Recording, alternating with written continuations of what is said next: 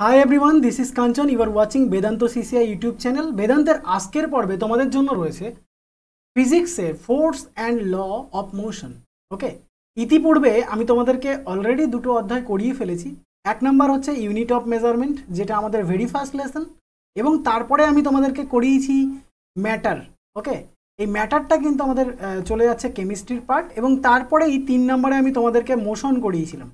মোশনের একদম very first পার্টটা আমি তোমাদেরকে করিয়েছিলাম, যেখানে বিভিন্ন মোশনের বিষয় সম্পর্কে আমি আলোচনা করেছি। আজকে যেটা তোমাদেরকে করাতে চলেছি সেটা হচ্ছে মোশনের দ্বিতীয় পার্ট, অর্থাৎ ফোর্থ ভিডিও। তো তোমরা যারা এর আগের ভিডিওগুলো দেখোনি তারা অবশ্যই পূর্বের ভিডিওগুলো দেখে নাও, তাহলে তোমাদের মধ্যে কনসেপ্ট ক্লিয়ার হবে।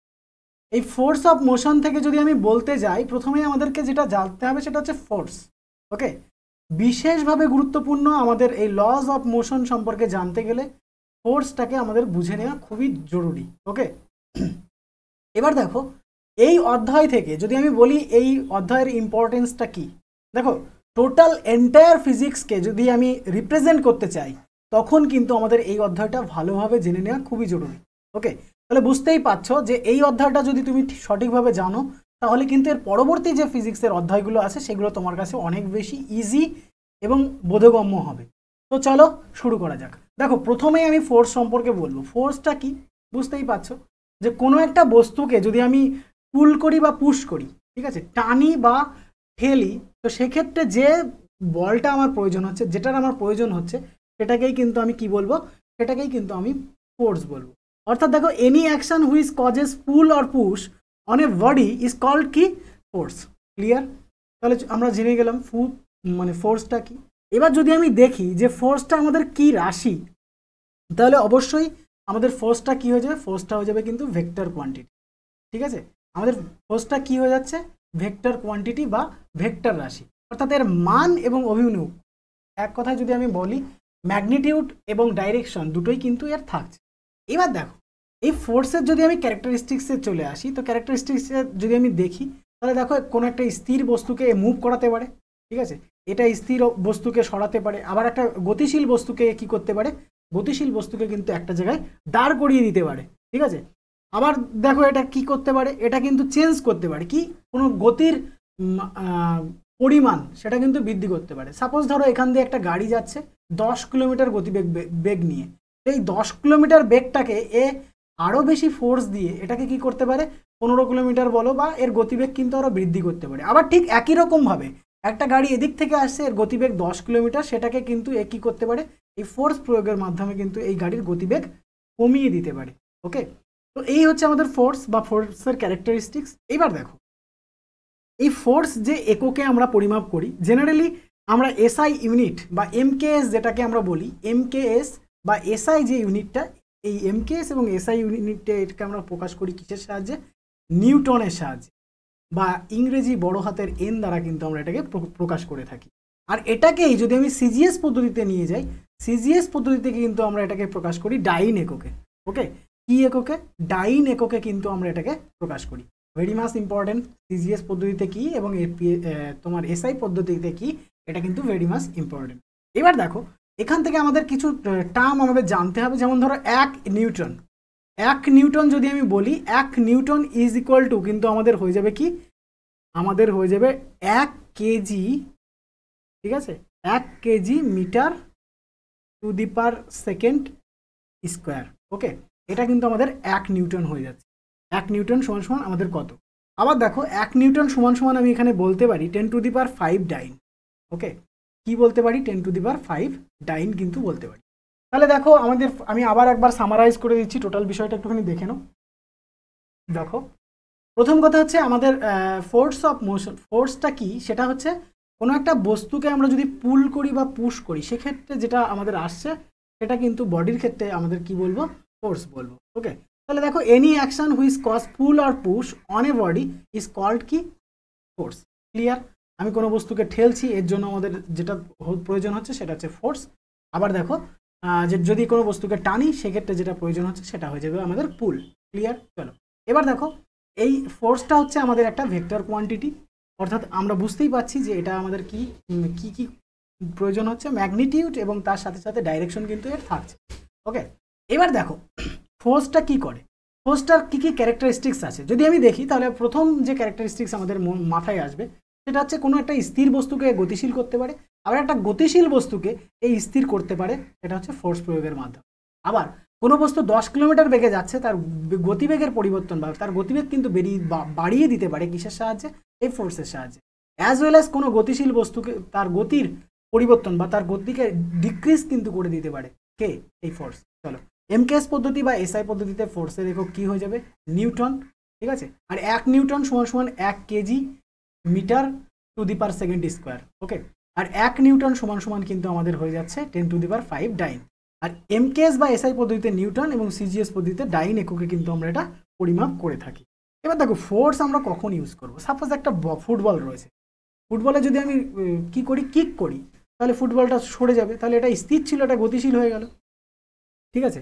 এবং দেখো এই একই রকমভাবে যদি আমি কি করি, একটা গতিশীল বস্তু, সাপোজ ধর একটা সাইকেল চালিয়ে কেউ আসছে, তো আমি সামনে থেকে এসে তার হ্যান্ডেলটা ধরলাম, তাহলে কি হবে, সেই সাইকেলটা দাঁড়িয়ে যাবে সেখানে। তো সাইকেলটা দাঁড় করানোর ক্ষেত্রেও কিন্তু আমরা কিসের প্রয়োগ করি, ফোর্সের প্রয়োগ করি। এবার আমরা চলে আসব বিভিন্ন ধরনের ফোর্স, অর্থাৎ টাইপ অফ ফোর্স আমরা এখানে জেনে নেব। দেখো এখানে দেখো দুই ধরনের ফোর্স আমাদের মেনলি আসে, সেটা হচ্ছে ব্যালেন্স ফোর্স আর একটা হচ্ছে আনব্যালেন্স ফোর্স। ব্যালেন্স ফোর্সটা কি, দেখো ব্যালেন্স ফোর্সের ক্ষেত্রে দুদিক থেকে যদি সমানভাবে বল প্রয়োগ করা হয়, ঠিক আছে, দুদিক থেকে সমানভাবে বল প্রয়োগ করা হচ্ছে, এটা হয়ে যাচ্ছে আমাদের ব্যালেন্স। আর দেখো আনব্যালেন্স যখন হচ্ছে এদিকে 700 এদিকে 500 হয়ে যাচ্ছে, ব্যালেন্সের সময় 500 হয়ে যাচ্ছে, ক্লিয়ার। তাহলে ব্যালেন্স ফোর্স কি, যখন কি হবে দুদিক থেকে এই ফোর্সটা সমান হবে, ইকুয়াল হবে, তখন সেটা আমাদের কি হয়ে যাবে, ব্যালেন্স ফোর্স। আর যখন একদিক থেকে ফোর্সের পরিমাণ বেশি হবে আর একদিকে ফোর্সের পরিমাণ কম হয়ে যাবে, তখন সেটা কি হয়ে যাবে, আনব্যালেন্স ফোর্স। খুবই ইম্পর্টেন্ট, এই ব্যালেন্স ফোর্স এবং আনব্যালেন্স ফোর্স থেকে কিন্তু ম্যাথ এই লেসন থেকে দেয়। তো আমি ম্যাথের ক্লাসগুলো তোমাদের পরে করাবো, সেই জন্য আগে কনসেপ্টটা নিয়ে নাও, তারপর আমি ম্যাথের যে পার্টগুলো আছে প্রত্যেকটা অধ্যায় ধরে ধরে যে ম্যাথের পার্টগুলো হয় সেগুলো আমি তোমাদেরকে ক্লিয়ার করে দেবো, ওকে। চলো, তাহলে ব্যালেন্স ফোর্স কি, আমি আবারও বলছি, ব্যালেন্স ফোর্স হচ্ছে যখন দুদিক থেকে ফোর্সটা আমার কি হবে, ইকুয়াল হবে, তখন সেটাকে আমরা কি বলবো, ব্যালেন্স ফোর্স। আর আনব্যালেন্স ফোর্স কখন বলবো, যখন কি হবে দুদিক থেকে ফোর্সের পরিমাণ ইকুয়াল হবে না, একদিক থেকে বেশি, যেমন ধরো এখানে 700 হয়ে যাচ্ছে, এপাশে 500, তো সেক্ষেত্রে আমার কি হয়ে যাচ্ছে, আনব্যালেন্স হয়ে। দেখো ব্যাপারটাকে যদি একটু ক্লিয়ারলি বোঝার চেষ্টা করি, সাপোজ ধরো এই একটা ব্লক রয়েছে, এই ব্লকটাকে আমি এপাশ থেকে ফোর্স প্রয়োগ করছি 500 নিউটন, ওকে। আবার দেখো 500 নিউটন একটু কম ধরে নিই, এদিক থেকে প্রয়োগ করছি 10 নিউটন বল, আবার এদিক থেকে প্রয়োগ করছি 10 নিউটন বল।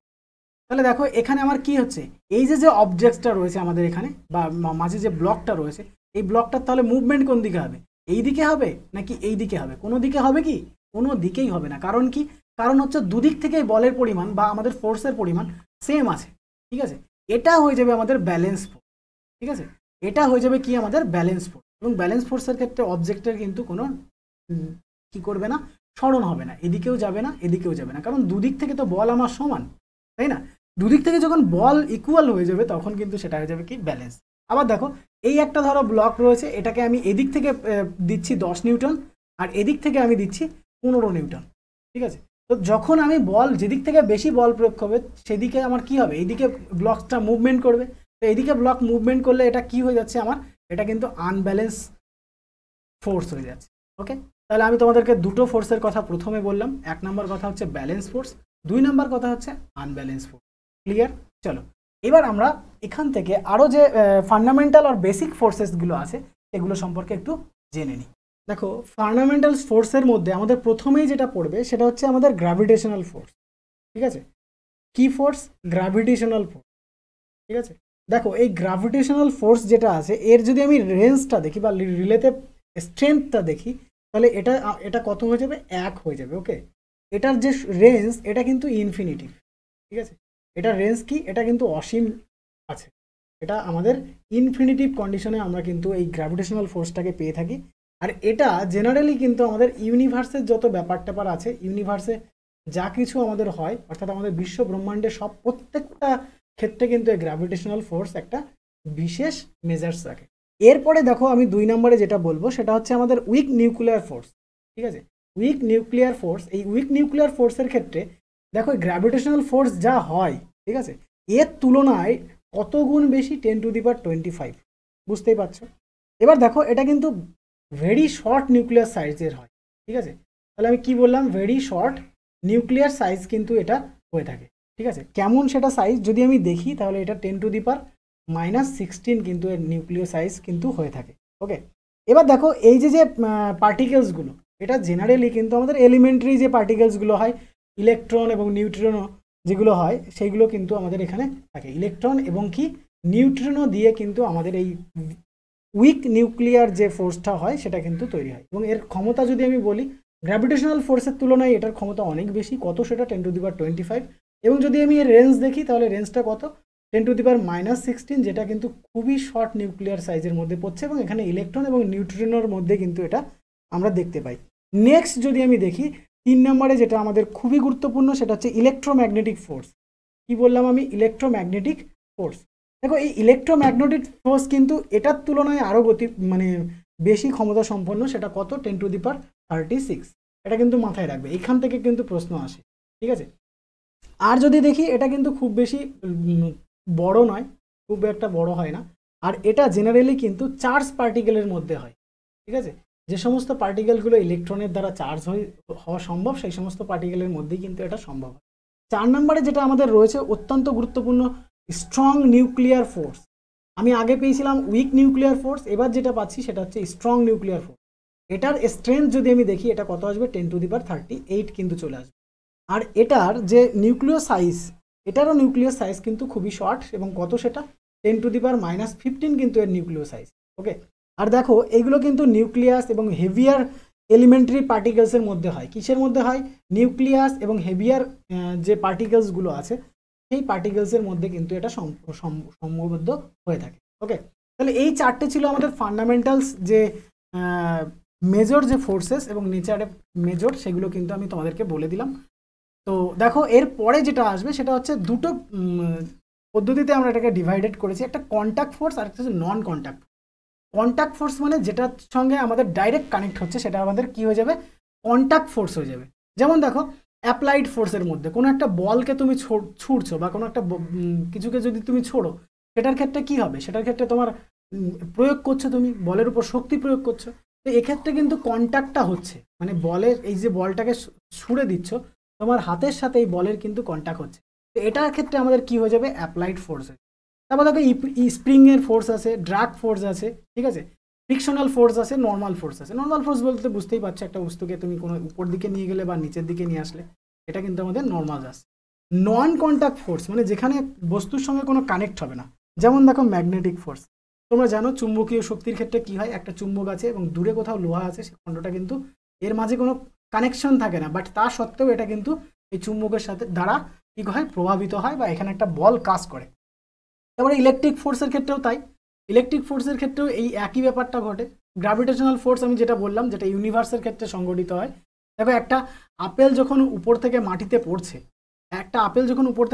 পড়ছে, সেক্ষেত্রে কিন্তু এদের মধ্যে কোনো কানেক্ট থাকে না, কিন্তু তা সত্ত্বেও এটা ঘটছে। তাহলে দেখো আমরা কন্ট্যাক্ট ফোর্স পেলাম, নন কন্ট্যাক্ট ফোর্স পেলাম, এবং কিছু বেসিক ফান্ডামেন্টাল ফোর্স পেলাম।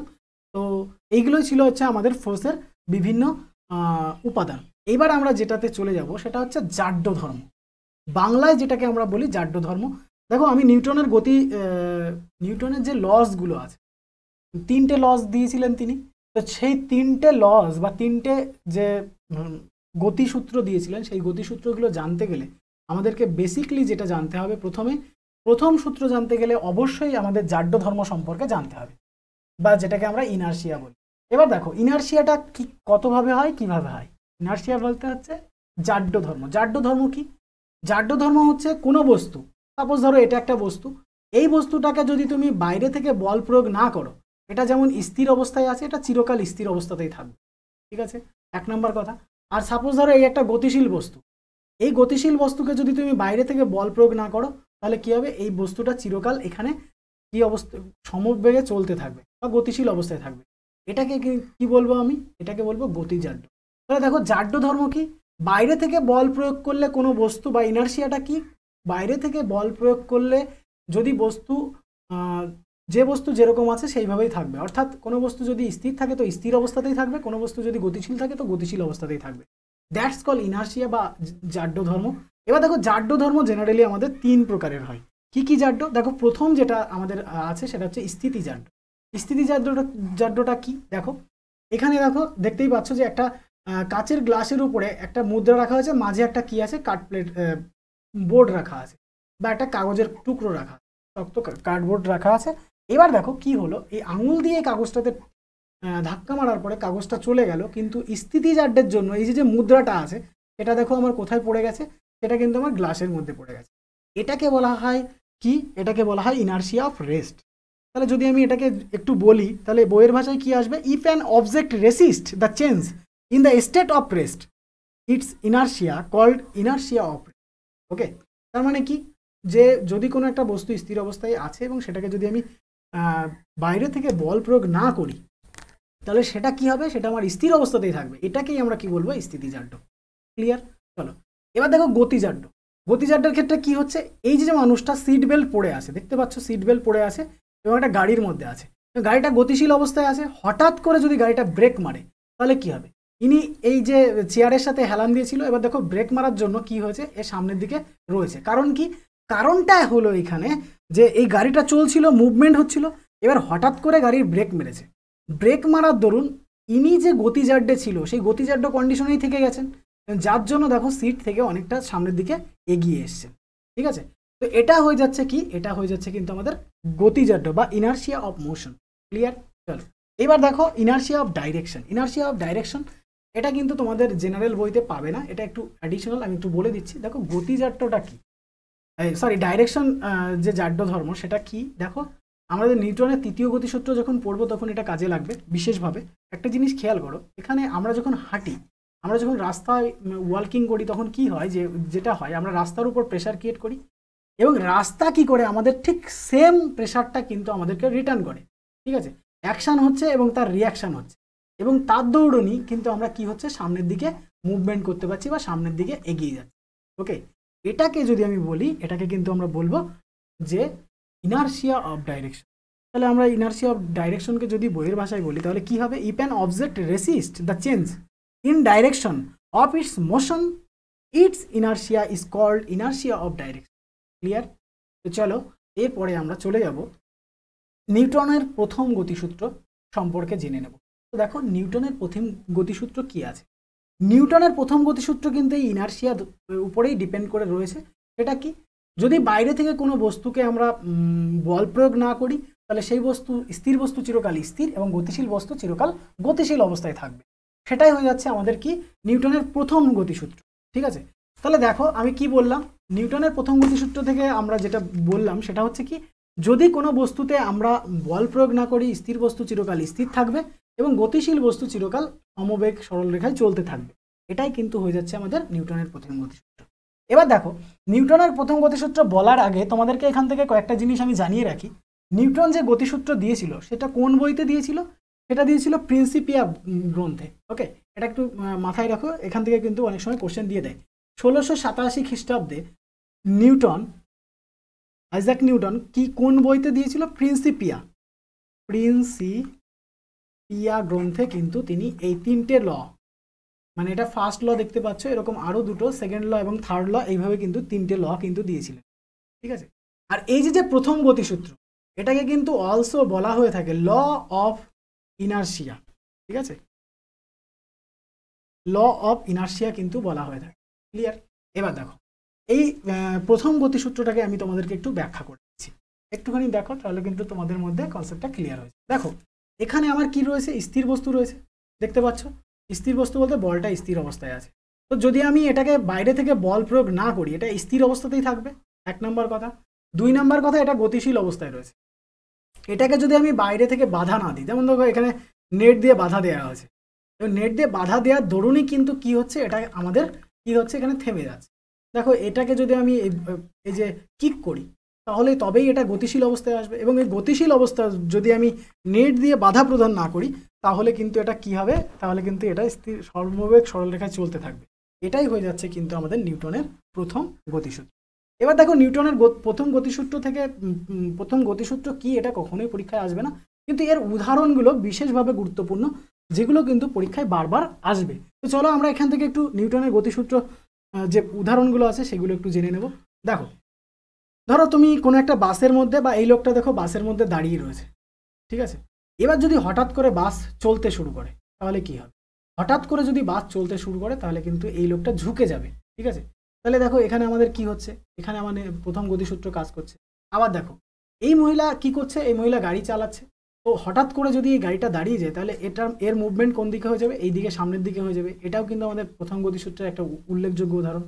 আবার দেখো গাছে গিয়ে যদি আমি ঝাঁকি দিই তবেই তো সেখান থেকে আমাদের এই যে বিভিন্ন যে ফল এবং পাতা পড়ছে এটা পড়ে, তাহলে এখানে আমাদের প্রথম গতিসূত্র কাজ করছে। আবার দেখো এই যে টেবিলে যে থালা বাসনগুলো রয়েছে, আমি যদি খুব দ্রুত এই যে টেবিল কভারটা রয়েছে এটা দ্রুত যদি আমি টান দিই, এগুলো কিন্তু আমার এখানেই থাকবে, ঠিক আছে? এগুলো আমাদের এখানেই থাকবে, শুধুমাত্র ক্লথটা কি হবে, বাইরের দিকে চলে আসবে। এটাও আমাদের কিন্তু নিউটনের প্রথম গতিসূত্রের একটা উল্লেখযোগ্য উদাহরণ। তো এই যে এক্সাম্পলগুলো দিলাম, এই এক্সাম্পল থেকে কিন্তু কোশ্চেন আসবে।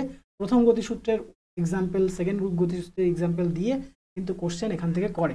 চলো তাহলে দেখো এত সময় আমরা নিউটনের প্রথম গতিসূত্র সম্পর্কে জানলাম। তো প্রথম গতিসূত্র থেকে আমরা কি পেয়েছিলাম? প্রথম গতিসূত্র থেকে মেনলি যেটা পাওয়া যায় সেটা হচ্ছে বলের সংজ্ঞা। ওকে, বলের সংজ্ঞা কিন্তু আমরা প্রথম গতিসূত্র থেকে পাই। এবার দেখো আমাদের দ্বিতীয় গতিসূত্র যদি আমাদের জানতে হয়, তো দ্বিতীয় গতিসূত্র জানার ক্ষেত্রে আমাদের সব থেকে বেশি গুরুত্বপূর্ণ যেটা, সেটা হচ্ছে মোমেন্টাম সম্পর্কে জানা, বা যেটাকে আমরা বাংলায় ভরবেগ বলে থাকি, ঠিক আছে? ভর প্লাস বেগ অর্থাৎ মাস ইনটু আমাদের ভেলোসিটি, এটা ইজ ইকুয়াল টু কি হয়ে যাবে? আমাদের মোমেন্টাম হয়ে যাবে, যেটা আমরা পি দ্বারা প্রকাশ করে থাকি। তাহলে মোমেন্টাম কি? মোমেন্টাম ইজ ইকুয়াল টু আমি বলতে পারি মাস ইনটু ভেলোসিটি। তো দেখো মাস অর্থে ভর এবং ভেলোসিটি অর্থে বেগ। ওকে, এবার দেখো এখান থেকে যদি আমি মোমেন্টাম সম্পর্কে বলি, তাহলে মোমেন্টামটা আমার কি চলে আসবে? ভর এবং বেগের সমন্বয়ে যখন কোনো গতিশীল হয়ে যাবে তখন সেটাকে কি বলবো? আমরা ভরবেগ বলবো। ওকে, তাহলে দেখো ভরবেগ সহ যদি আমরা কোনো বিষয়টাকে দেখি, কোনো গতিশীল বস্তুকে দেখি, তাহলে সেটাকে কিন্তু আমরা কি বলতে পারি? ভরবেগ, গতিবেগ এক কথায় বলতে পারি। এবার দেখো দুটো বস্তুর মধ্যে আমরা ভরবেগ কিভাবে রিপ্রেজেন্ট করতে পারি। দেখো প্রথম ক্ষেত্রে এটা যদি আমি এ ধরে নিই, এটার ক্ষেত্রে দেখো আমাদের ভর কত আছে? 30 কেজি। 30 কেজি ভর আছে এবং এটা মুভমেন্ট কোন দিকে করছে? সামনের দিকে। কত মিটার? 2 মিটার প্রতি সেকেন্ডে। তাহলে এখানে আমার ভরবেগ কি হয়ে যাবে? দেখো এম ইন্টু ভি, ঠিক আছে, মাস ইন্টু ভেলোসিটি। তো মাস কত আমার এখানে? 30 কেজি, এবং আমাদের বেগ কত আছে? 2 পয়েন্ট এটা আমার আছে, ভেলোসিটি এটা আছে, তাহলে আমার কত হয়ে যাবে? 60 কেজি মিটার পার সেকেন্ড। এটা কিন্তু আমাদের এখান থেকে কি চলে আসছে? ভরবেগ চলে আসছে। অতএব বোঝা যাচ্ছে ভরবেগ। এবার দেখো এখানে আমার কি এসে যাচ্ছে, এটার ক্ষেত্রেও তাই আসবে।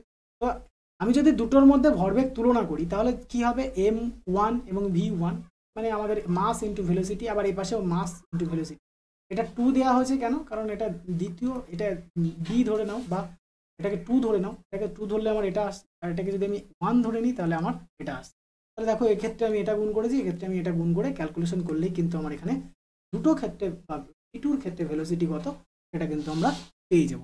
ওকে, চলো তবে এবার দেখো এই ভেলোসিটির ক্ষেত্রে একটা বিশেষ গুরুত্বপূর্ণ বিষয়, সেটা হচ্ছে কি? দেখো ভরবেগ যদি আমি একটু অ্যানালাইসিস করি, দেখো দুটো যদি ট্র্যাক ধরে নাও, এই একটা ট্রাক, হ্যাঁ একটু ধরে নাও যে এটা ট্রাক, হ্যাঁ এই একটা ট্রাক এবং আর একটা ছোট গাড়ি, ঠিক আছে?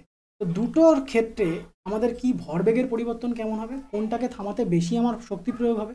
অবশ্যই দেখো দুটো যদি সেম স্পিডে যায়, সেম স্পিড হয় এর, তো সেম স্পিডের ক্ষেত্রে এটাকে থামাতে আমার বেশি বল প্রয়োগ করতে হবে, বেশি ফোর্স প্রয়োগ করতে হবে। কারণ কি? কারণ দেখো এর ভর তো অবশ্যই বেশি হবে কারের তুলনায়, একটা গাড়ির তুলনায়। তো যত ভর বেশি হবে তত সেটাকে থামাতে বেশি কিন্তু আমাদের কি প্রয়োগ করতে হবে? ফোর্স প্রয়োগ করতে হবে।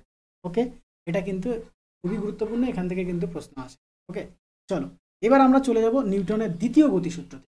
দেখো নিউটনের দ্বিতীয় গতিসূত্র আমরা বললাম যে ভরবেগ যদি আমরা জানতে পারি তাহলে সেক্ষেত্রে আমরা কি করতে পারবো? সহজেই কিন্তু নিউটনের দ্বিতীয় গতিসূত্র বুঝতে পারবো। দেখো নিউটনের দ্বিতীয় গতিসূত্রে কি বলছে? নিউটনের দ্বিতীয় গতিসূত্রের প্রথম কথা হচ্ছে যে কি, দেখো যদি কোনো বস্তু, মানে দেখো আমি এখানে কি লিখে দিয়েছি, এখানে F force is equal to আমাদের কি আসবে? এম ইন্টু এ। অর্থাৎ আমি যদি দেখি তাহলে কি চলে আসবে আমার এখানে? এম মানে হয়ে যাবে আমাদের মাস, আর এর ক্ষেত্রে হয়ে যাবে কিন্তু আমার অ্যাসিলারেশন। ওকে, এম অর্থে কি হয়ে যাবে? মাস, আর এ কিন্তু হয়ে যাবে অ্যাসিলারেশন। তাহলে যদি আমি এটাকে একত্রে বলি তাহলে কি আসবে? নিউটনের দ্বিতীয় গতিসূত্র ইজ ইকুয়াল টু কি? দেখো কোনো বস্তুর ভরবেগের পরিবর্তনের হার ঠিক আছে। কি হবে, ধরো এই একটা বস্তু মাস, এই বস্তুর ভরবেগের পরিবর্তনের হার কি হবে, ওই বস্তুর উপর যে বল প্রয়োগ করা হবে, এই যে ফোর্স প্রয়োগ করা হচ্ছে তার কিন্তু সমানুপাতিক হবে। ঠিক আছে, অর্থাৎ বস্তুর যেদিকে বল প্রয়োগ করা হবে ভরবেগের পরিবর্তন কিন্তু সেই দিকেই হবে। বোঝা গেল? আমি আবারও বলছি, কোনো বস্তুর উপর যদি আমরা বল প্রয়োগ করি, ঠিক আছে, তাহলে কি হবে, সেই বস্তুর ভরবেগের পরিবর্তন কিরকম হবে, সেই বস্তুর উপর যে বল আমরা প্রয়োগ করছি সেই বলের সমানুপাতিক হবে। আমি যদি 5 নিউটন বল প্রয়োগ করি, তো 5 নিউটনের জন্য এটা যতটুকু মুভমেন্ট করা সেটুকুই কিন্তু এখানে আমার মুভমেন্ট। ওকে, তাহলে দেখো এখানে আমার কি আসছে, আমরা জানি ফোর্স আমাদের একটা ভেক্টর রাশি। ঠিক আছে, ফোর্স আমরা কোন এককে প্রকাশ করি, ফোর্স কিন্তু নিউটন এককে প্রকাশ করি। আর আমাদের মাস হচ্ছে স্কেলার রাশি, যেটা আমাদের কেজি বা কিলোগ্রাম এতে কিন্তু প্রকাশ করি। আর আমাদের ভেক্টর রাশি কি হয়ে যাচ্ছে, অ্যাসিলারেশন কিন্তু আমাদের ভেক্টর রাশি, যেটা মিটার পার সেকেন্ড স্কোয়ারে প্রকাশ করি। ওকে, তাহলে আমাদের, আমি আবারও বলছি, এখানে তাহলে আমাদের নিউটনের দ্বিতীয় গতিসূত্র কি হয়ে গেল, যদি কোনো বস্তুর উপর আমরা বল প্রয়োগ করি, তো ওই যে বস্তুটার উপর আমরা বল প্রয়োগ করছি সেটা কি হবে, সেটা হবে যে পরিমাণ বল প্রয়োগ করছি তার সমানুপাতিক কিন্তু হবে। এটাই হচ্ছে আমাদের নিউটনের দ্বিতীয় গতিসূত্র। ঠিক আছে, এবার দেখো এই নিউটনের দ্বিতীয় গতিসূত্র থেকে আমরা কি কি জানতে পারি। দেখো খুবই ইম্পর্টেন্ট, এই গতিসূত্র থেকে কি কি জানা যায় এগুলো কিন্তু খুবই ইম্পর্টেন্ট। 1 নাম্বার কথা, এখান থেকে আমরা ভরবেগ সম্পর্কে ধারণা, তো মোমেন্টাম সম্পর্কে কিন্তু আমরা ধারণা কিন্তু পেতে পারি 1 নাম্বার। 2 নাম্বার কি পেতে পারি এখান থেকে কিন্তু বলকে পরিমাপ করার যে ব্যাপারটা, আগে আমরা বলের সংজ্ঞা পেয়েছিলাম, আর বলকে কিন্তু আমরা এখান থেকে পরিমাপ করতে পারবো। ওকে, আর 3 নাম্বার যে গুরুত্বপূর্ণ বিষয় আমরা এখান থেকে পাবো সেটা হচ্ছে বল পরিমাপের যে প্রণালী, ঠিক আছে, সেটা কিন্তু পাবো। আর কি পাবো, বলের একক পাবো, আর বল পরিমাপের যে পদ্ধতি সেই পদ্ধতিটা কিন্তু আমরা এখান থেকে পাবো। এই 4টে জিনিস কিন্তু আমরা নিউটনের দ্বিতীয় গতিসূত্র থেকে পেয়ে থাকি। এগুলো একটু ক্লিয়ার করে জেনে নেবে। এবার দেখো নিউটনের দ্বিতীয় গতিসূত্র যদি আমি উদাহরণ দেখি, তাহলে কি আমরা এখান থেকে উদাহরণ দেখে নিতে পারি যে একটা ভারী ট্রাক এবং হালকা ট্রাকের যে ব্যাপারটা সেটা কিন্তু আমরা এখান থেকে দেখে নিতে পারি। ওকে, চলো তাহলে আমরা কি কি পেলাম, আমরা নিউটনের দ্বিতীয় গতিসূত্র থেকে পেলাম ভরবেগ এবং বল পরিমাপের একক, বল পরিমাপ কিভাবে করতে পারি এবং বল পরিমাপের যে পদ্ধতিগুলো আছে সেইগুলো কিন্তু আমরা এখান থেকে জেনে নিতে পারি। ঠিক আছে, ক্লিয়ার? চলো এবার আমরা তৃতীয় গতিসূত্র সম্পর্কে জানবো। দেখো নিউটন তৃতীয় গতিসূত্র কি বলেছে, নিউটনের তৃতীয় গতিসূত্র যদি আমি দেখি তাহলে যেটা দাঁড়াবে সেটা হচ্ছে আমাদের প্রত্যেক ক্রিয়ার সমান ও বিপরীতমুখী প্রতিক্রিয়া বল আছে, মানে প্রত্যেক অ্যাকশানের রিয়াকশান আছে, যেটা আমি তোমাদের এর আগে দেখিয়েছিলাম। দেখো আমি এই বোর্ড থেকে কি করছি, আমি জলে নামছি বা বোর্ড থেকে আমি ঘাটে যদি নামি, তাহলে দেখো এখান থেকে আমি প্রেশার দিতে পারি এবং প্রেশার দিয়ে যখন আমি এপাশে আসবো তখন কিন্তু এই বোর্ডটা কিছুটা হলেও এইদিকে সরে যাবে। এটাই হয়ে যাচ্ছে আমার অ্যাকশানের রিয়াকশান, অর্থাৎ ক্রিয়ার প্রতিক্রিয়া। ঠিক একই রকমভাবে যদি আমি নিউটনের তৃতীয় গতিসূত্রে চলে আসি, দেখো এই উদাহরণটায় চলে আসি, তাহলে কি আসছে দেখো, এই মানুষটা প্রেশার দিচ্ছে কোথায়, প্রেশার দিচ্ছে মাটিতে, এবং মাটিও সেম রিয়াকশান দিচ্ছে, যার দৌড়ান কিন্তু এই মানুষটা সামনের দিকে এগিয়ে যেতে পারছে। এটা কিন্তু আমাদের হয়ে যাবে কি, নিউটনের তৃতীয় গতিসূত্র।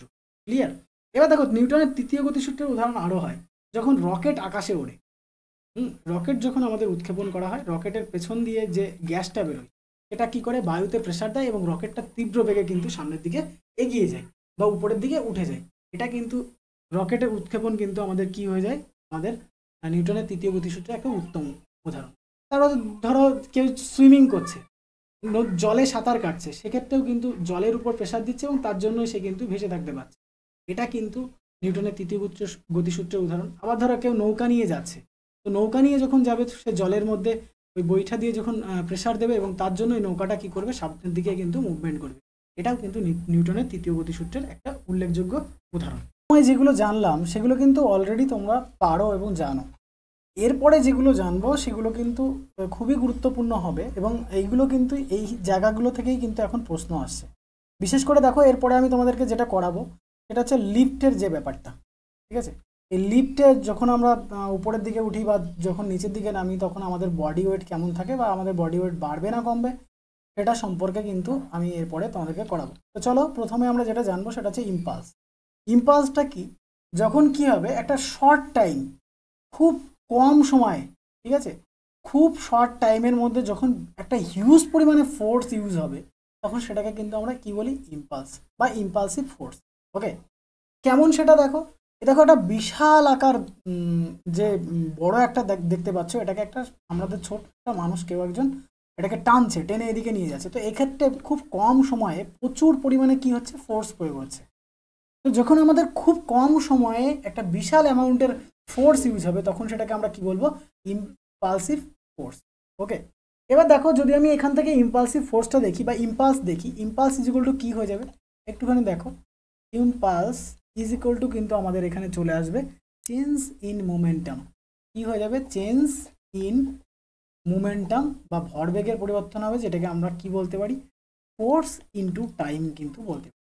ওকে, তাহলে এটা হয়ে গেল আমাদের ইম্পালস। এবার দেখো এই ইম্পালসের যদি আমি উদাহরণ টেনে নিয়ে আসি, তাহলে দেখো একটা সিম্পল উদাহরণ আমি দিচ্ছি। ধরো একজন অ্যাথলেটিক দৌড়ে আসছে, দৌড়ে এসে এবং যখন সে প্রথম দৌড় শেষ করছে, ঠিক আছে, প্রথম যে দৌড় শেষ করছে সেই সময় হঠাৎ করে কি হচ্ছে, তার বিশাল পরিমাণে যে গতিবেগ ছিল সেটা সে কমিয়ে দিচ্ছে, ডাউন করে দিচ্ছে, মানে নামিয়ে দিচ্ছে। তখন যে ফোর্সের প্রয়োগ হবে সেটা কিন্তু আমাদের কি হয়ে যাবে, ইম্পালস। আবার এই দৌড় শুরু করার পরে, ধরো দৌড় যখন শুরু করছে তখন কিন্তু একটা বিশাল পরিমাণ ফোর্স কিন্তু প্রয়োগ করতে, এটাও কিন্তু আমাদের ইম্পালসিভ ফোর্সের মধ্যে কিন্তু পড়বে। ওকে, চলো এবার দেখো যেটা সব থেকে গুরুত্বপূর্ণ এই অধ্যায় থেকে, এখান থেকে কিন্তু কোশ্চেন খুবই আসে, রেলের ক্ষেত্রে বলো বা যে কোনো এক্সামের ক্ষেত্রে কিন্তু এখানে প্রশ্ন, কারণ এই জায়গাটাই কিন্তু আমাদের মাথার মধ্যে ঘোটালা তৈরি করে। চলো দেখো, যখন আমরা লিফটের সাহায্যে উপরে উঠি বা যখন আমরা লিফটের সাহায্যে নিচে নামি, মানে উপরের দিকে ওঠা এবং নিচের দিকে নামা, সেই সময় কোন কোন ক্ষেত্রে আমাদের বডি ওয়েটের কি কন্ডিশন থাকে সেই নিয়ে কিন্তু আমাদের এখানে প্রশ্ন। দেখো একদম ভেরি ফার্স্ট আমি তোমাদেরকে দেখাবো কনস্ট্যান্ট ভেলোসিটি। কনস্ট্যান্ট ভেলোসিটি মানে বুঝতেই পারছো, যেটাকে ইউনিফর্ম স্পিড আমরা বলে থাকি, ইউনিফর্ম ভেলোসিটি বলে থাকি, মানে এর স্পিডের কোনো পরিবর্তন হবে না, বা গতিবেগ, ভেলোসিটি মানে আমাদের গতিবেগ, গতিবেগের কোনো পরিবর্তন হবে না। ঠিক আছে, দেখো গতিবেগের পরিবর্তন হবে না যদি আমি বলি, তাহলে দেখো এই দুটো ক্ষেত্রে কি হচ্ছে, যখন গতিবেগের পরিবর্তন হবে না তখন উপরের দিকে উঠুক বা নিচের দিকে নামুক, দুটো ক্ষেত্রে কিন্তু ভরের কোনো পরিবর্তন হবে না। অর্থাৎ এম অর্থে মাস এবং জি অর্থে কি বলতো আমাদের এখানে গ্র্যাভিটেশনাল ফোর্স। ওকে, এম জির কিন্তু কোনো পরিবর্তন হবে না, উপরে উঠি বা নিচে নামি, যদি সেটা একই স্পিডে উঠতে থাকে এবং একই স্পিডে নামতে থাকে, তাহলে কিন্তু ভর আমাদের এখানে কি হবে না, ভরবেগ বা ভরবেগ বলছি, আমাদের এখানে কিন্তু মাস ইন্টু জি, এম ইন্টু জির কিন্তু কোনো মানের পরিবর্তন হবে না, একই রকম থাকবে, মানে বডি ওয়েট এক কথায় যদি আমি বলি সমান থাকবে। ঠিক আছে, এবার দেখো যদি কি হয়, আমি ত্বরণ দেখি, যত উপরে যাচ্ছে তত গতিবেগ বাড়ছে, সেক্ষেত্রে কিন্তু আবার কি হয়ে যাবে, ওজন বেড়ে যাবে। ওকে, এম জির সাথে এম এ মাস কিন্তু আমাদের কি হয়ে যাবে, ওজন কিন্তু বেড়ে যাবে। আমি আবারও বলছি, কনস্ট্যান্ট যদি থাকে উপরে উঠুক বা নিচে নামুক, মুভিং আপ মুভিং ডাউন, দুটো ক্ষেত্রেই কিন্তু কনস্ট্যান্ট ভেলোসিটির ক্ষেত্রে আর এই যে বডি ওয়েট সেটা কিন্তু ফিক্স থাকবে, কোনো চেঞ্জ হবে না, এমজি থাকবে। কিন্তু যদি ত্বরণ নিয়ে উপরে ওঠে, হ্যাঁ ত্বরণ নিয়ে উপরে ওঠে মানে আমরা বলেছি তোমাদের অ্যাসিলারেশন মানে কি, যত উপরে উঠবে তত কী হবে, গতিবেগ বাড়বে। যদি এরকম কন্ডিশন হয়, লিফট দিয়ে যখন উপরের দিকে উঠছে এবং গতিবেগ বাড়ছে, সেক্ষেত্রে কিন্তু ওজনের কি হবে, পরিবর্তন হবে বা ওজন বেড়ে যাবে। আর যদি ত্বরণ নিয়ে নিচে নামবে, মানে যত নিচে নামছে ততই কিন্তু তার কি হয়ে যাচ্ছে, গতিবেগ বেড়ে যাচ্ছে, সেক্ষেত্রে কিন্তু আমাদের যে এই বডি ওয়েটটা সেটা কিন্তু আমাদের কি হয়ে যাবে, কমে যাবে। ঠিক আছে, এক্ষেত্রে কমে যাবে। তাহলে অ্যাসিলারেশন নিয়ে যখন উপরের দিকে উঠবে তখন কি হবে, বডি ওয়েট বেড়ে যাবে, অ্যাসিলারেশন নিয়ে যখন নিচের দিকে নামবে তখন কিন্তু গতিবেগ কমে যাবে। ওকে, এবার দেখো তাহলে আমাদের ত্বরণ হয়ে গেল।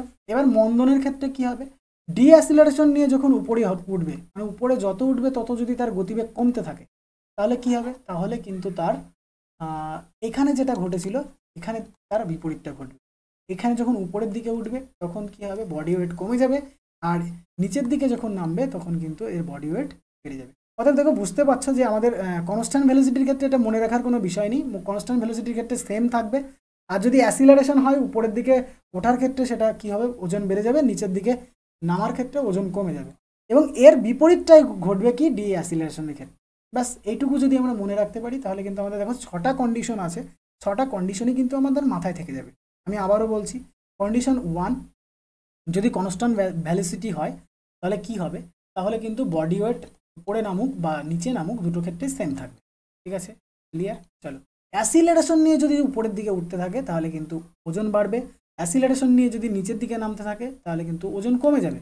ওকে, এবার দেখো এই অ্যাসিলারেশনের বিপরীত কন্ডিশন, উপরে ওঠার ক্ষেত্রে যদি ডিঅ্যাসিলারেশন হয় তাহলে ওজন কমে যাবে, আর নিচের দিকে নামার ক্ষেত্রে ওজন বেড়ে যাবে। ক্লিয়ার? চলো এবার আমরা জেনে নেব ফ্রিকশন। ফ্রিকশন কি? যেমন দেখো বলটা আমার এদিক থেকে আমি ফোর্স প্রয়োগ করেছি, এদিক থেকে আমি বল প্রয়োগ করেছি। বল প্রয়োগ করার ক্ষেত্রে আমাদের এই যে ফুটবলটা দেখতে পাচ্ছ, এটা মুভমেন্ট কোন দিকে হচ্ছে? এই দিকে। কিন্তু ফ্রিকশন কোন দিকে হবে? ফ্রিকশন এই দিকে। ফ্রিকশনটা কি তাহলে? দেখো ফ্রিকশন হচ্ছে এই যে বলটা এদিকে যাচ্ছে, এতে বাধা সৃষ্টি করছে। এই বাধা প্রদানকারী যে ফোর্সটা, সেটাকেই আমরা কি বলবো? সেটাকে কিন্তু আমরা ফ্রিকশন বলবো। ওকে, চলো এবার দেখো ফ্রিকশন কয় প্রকারের। জেনারেলি ফ্রিকশন আমাদের কিন্তু 3 প্রকার। স্ট্যাটিক ফ্রিকশন, এটা স্লাইডিং ফ্রিকশন, আর হচ্ছে রোলিং। কি হবে? দেখো কোনো একটা বস্তুতে আমরা ফোর্স প্রয়োগ করছি এবং এই যে বরাবর কি হবে? বাধা সৃষ্টি করবে। তো সেই বাধা সৃষ্টি করার যে ব্যাপারটা, সেটাই কিন্তু আমাদের ফ্রিকশন হয়ে যাচ্ছে। এবার দেখো বল প্রয়োগ করলাম কিন্তু এটা সরলো না, মানে কি? আমি যে পরিমাণ বল প্রয়োগ করেছি তার থেকে এদিকে আমার ফ্রিকশনটা বা আমাদের যে স্ট্যাটিক ফ্রিকশনের যে মানটা, সেটা কিন্তু ইকুয়াল হয়ে গেছে। যদি ইকুয়াল হয়ে যায় তাহলে কি হবে না? এই বস্তুটা কিন্তু কোনো দিকে মুভমেন্ট করবে না। বোঝা গেল? এখানেই দাঁড়িয়ে থাকবে। সাপোজ ধরো এখান থেকে আমি 5 নিউটন বল প্রয়োগ, আর এই বস্তুটার ফ্রিকশন আছে 5 নিউটন, তাহলে কি হবে? তাহলে এই বস্তুটা কোনো দিকে মুভমেন্ট করবে না। এটাকে আমরা কি বলবো? Static friction. তারপর দেখো স্লাইডিং ফ্রিকশন। কি হবে? আমি এদিক থেকে বল প্রয়োগ করেছি, ফোর্স এদিক থেকে প্রয়োগ করছি, এটা আস্তে আস্তে কোন দিকে যাচ্ছে? এদিকে মুভমেন্ট হচ্ছে। তো এর এখানে যে ফ্রিকশনটা আমরা দেখছি, সেটাকে কিন্তু আমরা স্লাইডিং ফ্রিকশন বলি। আবার দেখো রোলিং ফ্রিকশন যেটা আছে, সেটা কি? আমি বল প্রয়োগ করলাম, এটা ঘুরতে ঘুরতে এদিকে চলে গেল। তো দেখো এখানে যে ফ্রিকশনটা তৈরি হবে, সেটা কিন্তু আমাদের কি তৈরি হবে? রোলিং ফ্রিকশন কিন্তু তৈরি হবে। ওকে, চলো তাহলে দেখো আমরা ফ্রিকশন কি, ফ্রিকশন সম্পর্কে জেনে নিলাম। এবার ফ্রিকশন কিভাবে কম করা যেতে পারে? এই যে ঘর্ষণের মাত্রাটা বা ঘর্ষণ যে বলটা, সেটা আমরা কিভাবে কম করতে পারি? দেখ প্রথম কথা হচ্ছে, আমাদের যদি কোনো প্লেট, এটা যদি আমাদের মসৃণ হয়, ঠিক আছে, এই জায়গাটা যদি আমাদের মসৃণ হয় বা সারফেসটা যদি আমাদের ক্লিয়ার থাকে, ঠিক আছে, তার মানে কি? যদি এখানে যদি আমি পলিশ করি, কিসের সাহায্যে? যদি এটাকে আমি স্মুথার করি বা বিভিন্ন তেল ঢেলে দিই বা এটাকে পিচ্ছলাকার করে দিই, তাহলে এর উপর দিয়ে যদি আমি কোনো কিছু নিয়ে যেতে যাই, তাহলে সহজেই আমি নিয়ে যেতে পারবো। এটা একটা হতে পারে। 2 নাম্বার কি হতে পারে? যদি কোনো রাউন্ড শেপে আমরা কিছু করছি, সেটার মধ্যে যদি আমি ছোট ছোট গোলাকার বল দিয়ে দিই, যেটাকে আমরা বিয়ারিং দেখি, বিয়ারিংয়ের ক্ষেত্রে কিন্তু এখানে ফ্রিকশন কি হবে? কমে যাবে। সহজেই সেটা মুভমেন্ট করতে পারবে, সামনের দিকে ঘুরে যেতে পারবে। ঠিক আছে, আবার দেখো যদি আমি create a casing of air যদি করে নিই, তাহলে কিন্তু সেক্ষেত্রেও আমাদের কী হবে? খুব সহজেই কিন্তু আমাদের মুভমেন্ট করবে। যেমন দেখো একটা যদি আমরা যখন খেলা করি, কি খেলা করি? যখন আমরা এই যে ক্লাম বোর্ডগুলো খেলি, তখন ক্লাম বোর্ডের উপর যদি আমি পাউডার দিয়ে নিই, তাহলে দেখো আমাদের ক্লাম বোর্ডের যে গুটিগুলো হয়, সেগুলো কিন্তু খুব সহজেই কিন্তু মুভমেন্ট করে। ওকে, তাহলে আমরা এই রকম প্রসেসের মাধ্যমে বা এই সমস্ত প্রসিডিওরের মাধ্যমে কিন্তু কি করতে পারি? আমাদের ফ্রিকশনকে রিডিউস করতে পারি। ওকে, চলো এইবার আমরা যেটা জানবো, খুবই অত্যন্ত গুরুত্বপূর্ণ এবং ভেরি মাচ ইম্পর্টেন্ট, সেটা হচ্ছে একটা হচ্ছে সেন্ট্রিফিউগাল আর একটা হচ্ছে সেন্টিপিটাল ফোর্স। সেন্টিপিটাল ফোর্স কি? দেখো এই যে একটা বস্তু ধরো, সাপোজ এই বস্তুটা ধরো সাপোজ এইভাবে মুভমেন্ট করছে, এইভাবে বৃত্তাকারে ঘুরছে। তো এইভাবে বৃত্তাকারে ঘোরার সময় এর একটা টান কিন্তু এই ভেতরের দিকে থেকে যায়। ঠিক আছে, এই যে ভেতরের দিকে টান, সেটাকে কিন্তু আমরা কি বলবো? সেটাকে কিন্তু আমরা বলবো সেন্ট্রিপিটাল ফোর্স। আর দেখো এটা যদি হঠাৎ করে এরকম আবার সেই সোজা যেতে থাকে, তাহলে বাইরের দিকে যে ফোর্সটা আসবে, সেটাকে কিন্তু আমরা বলবো সেন্ট্রিফিউগাল ফোর্স কিন্তু বলবো। এবার দেখো যদি আমি একটু দেখে নিই, তাহলে দেখো গাড়িটা এইভাবে মুভমেন্ট করছে, মুভমেন্ট করতে করতে এর ফোর্সটা কোন দিকে আসছে? এটা কিন্তু একদম সেন্টারের দিকে ফোর্স। এটা হয়ে যাবে আমাদের সেন্ট্রিপিটাল ফোর্স। আর সেন্ট্রিফিউগাল ফোর্সটা কি? দেখো সেন্ট্রিফিউগাল ফোর্সটা আমাদের কি হয়ে যাচ্ছে? গাড়ির একটা ডাইরেকশন কোন দিকে থাকে? বাইরের দিকে থাকে। তাহলে এটা আমাদের হয়ে যাচ্ছে কি? Centrifugal force. সেন্ট্রিপিটাল ফোর্স এবং সেন্ট্রিফিউগাল ফোর্সের থেকে ভীষণভাবে ভেরি ইম্পর্টেন্ট প্রচুর কোশ্চেন আসে। তো আমরা সেগুলো নিয়ে কোশ্চেন নিয়ে পরবর্তী ভিডিওতে বা পরবর্তীতে আমরা আলোচনা করে নেব। তো আজকের ক্লাসটা তোমাদের জন্য এই পর্যন্তই থাকলো। অবশ্যই তোমরা কমেন্ট সেকশনে জানাবে তোমাদের ক্লাসটা কেমন লাগলো, এবং আগামী দিনে তোমাদের এই রিলেটেড যদি কোনো ক্লাসের ফেমাস ইম্পর্টেন্ট হয়, তাহলে সেটা জানাও, আমরা সেই মতোই তোমাদেরকে ভিডিও প্রদান করব। আর এটা কিন্তু জানাতে ভুলবে না ক্লাসটা তোমাদের কেমন লাগলো। অবশ্যই প্রত্যেকে কমেন্টস করবে। আর আরেকটা রিকোয়েস্ট তোমাদের কাছে, এটা হচ্ছে তোমরা ভিডিওগুলোকে শেয়ার করছো না, একটু ভিডিওগুলোকে শেয়ার করো। এটা তোমাদেরই চ্যানেল। আর যদি তোমরা এই ভিডিও শেয়ার করো, আমাদের চ্যানেলের সাবস্ক্রাইবারের সংখ্যা যদি বেশি হয়, তাহলে কিন্তু আমাদের প্রত্যেকেরই এখানে প্রচুর ক্লাস দিতে এবং তোমাদের ক্লাস পেতে অসুবিধা হবে না। তো আমি ভবিষ্যতে এখানে আমি নতুন নতুন টিচার নিয়ে আসতে। ওকে, চলো আজকের ক্লাস এখানেই শেষ করছি। সকলকে অসংখ্য ধন্যবাদ জানাই।